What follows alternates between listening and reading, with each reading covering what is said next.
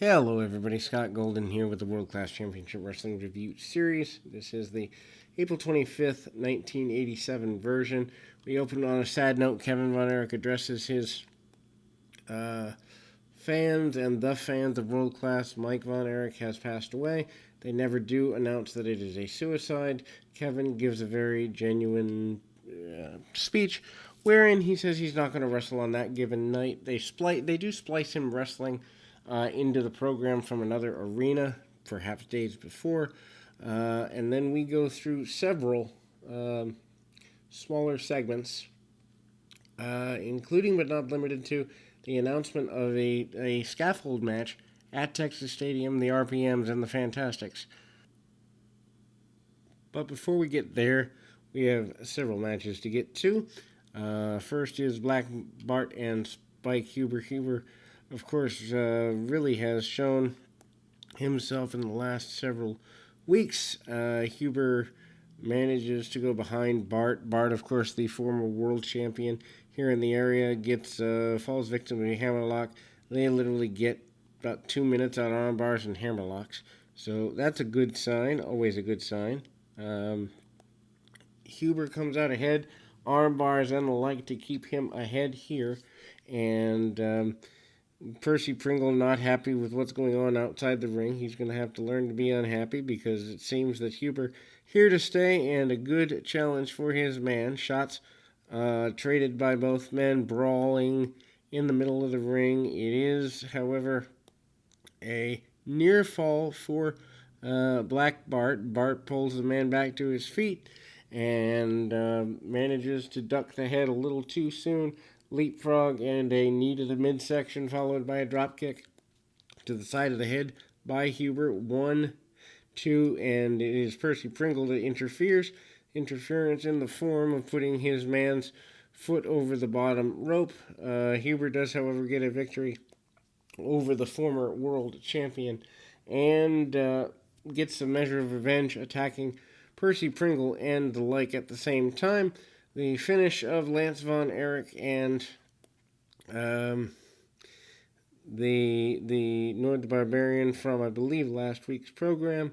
That continues where the Barbarian manages to lay out and damage the shoulder with a chair of Lance Von Erich. Von Erich going to be out for several weeks with surgery, supposedly. Now Gary Hart, in with an interview, basically says that this is the only way he can get a no referee, no decision match for his man with Kevin Von Erich at Texas Stadium.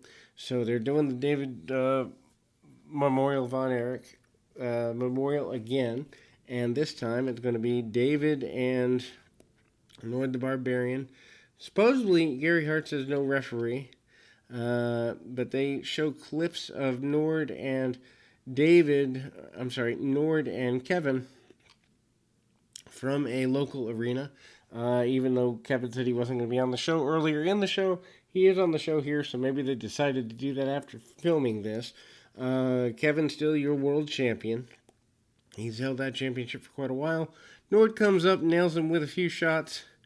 Kevin is not intimidating. Gary Hart on the outside, very impressed, including kicks, punches, and a back suplex by Nord the Barbarian. Barbarian over, and is acknowledged in this matchup that Nord is a former AWA World Champion.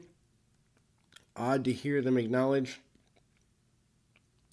another organization. Nord goes to the second rope on the inside. Goes for a dive, misses the diving elbow, surprisingly. And Kevin goes to the second turnbuckle himself, doesn't get all he wants, but gets enough to get things going his way. Body scissors by Kevin Von Erich, as he has used to defeat so many people so many times before. The claw, but then Eli the Eliminator comes in, does damage with weapons to Kevin Von Erich, and a brawl with many people involved comes about. Nothing settled here, and we move towards that stadium show with Von Erich's belt on the line. The Grappler versus Cousin Luke. Cousin Luke, less than a year, probably less than 6 months off WWF TV. Luke didn't do a whole heck of a lot, but he did enough to be worthwhile of an opportunity, at least according to the Von Erichs and company here. Luke, of course, doing the hillbilly style gimmick. Grappler sells for him quite a bit. Grappler gets him down, forces him to carry weight, chokes and the likes, reverse chin locks, front face locks. Grappler tries to keep it wrestling when possible. Luke manages to keep it more brawling. Grappler has a bit of an advantage, but Luke manages to gain the victory. Goes to the top rope and hits after hitting I guess you'd say a savate kick, mule kick type maneuver, goes to the top rope on the inside and goes for a fly as he hits a top rope splash and defeats the Grappler in the middle of the ring. 1, 2, 3. Rock and Roll RPMs versus the Fantastics up next. Match we've seen several times before. Joined in progress. RPMs managed to choke out, or try to choke out, the Fantastics. Fantastics, of course, still, I believe, although we don't see the beginning of the match, still the tag team champions. Shots by the Fantastics, specifically Bobby Fulton takes control, hip tosses, punches, kicks, and the like. But the referee goes down, and the Fantastics have the visual pin. Referee is down, cannot make the cover work for them. And then a pile driver by one of the RPMs, 1, 2, 3, and they are victorious. Then we go talking about the scaffold match. It is Eric Emery and the RPMs in a scaffold match with the Fantastics and a partner to be named at a later date in Texas Stadium. Scaffold match, of course, scaffold over the ring, 30, 40, they said 40 feet in the air, probably not that. But anyway, for a victory.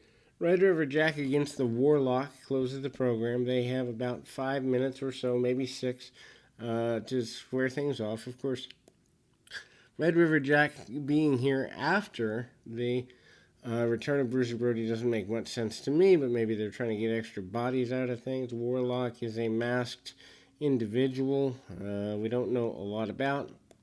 Goes to work on Jack. I think the Warlock's just here for a few weeks. Jack manages to get a few kicks in and dominate the match early. The Warlock is here for a couple of weeks. I think more in need of a body double type thing. Brawl, and it is the Warlock getting the advantage in the middle of the match.